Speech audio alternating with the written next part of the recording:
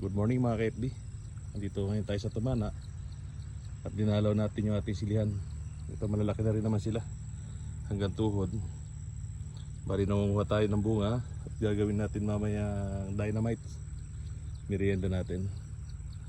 Bati ito yung sitaw natin na tinanim noong una na hindi naman masyadong gumanda, hindi rin kumita, kundi naging panlilim lang sa sili na to. Dito sana sa sili, kumita naman sana. Pero may kababaan ng presyo ng sili ngayon. Kung di ako nagkakamali, 12 pesos po ang 1 kilo dito sa aming probinsya.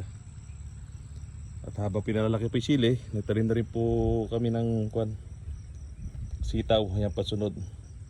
Kaya pumipitas na sitaw, pipitas din na sili. Double purpose po. Kaya lang, mura nga.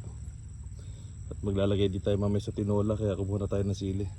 Kaya ibig may tanim tulad po nito. Salamat mga ka-FB.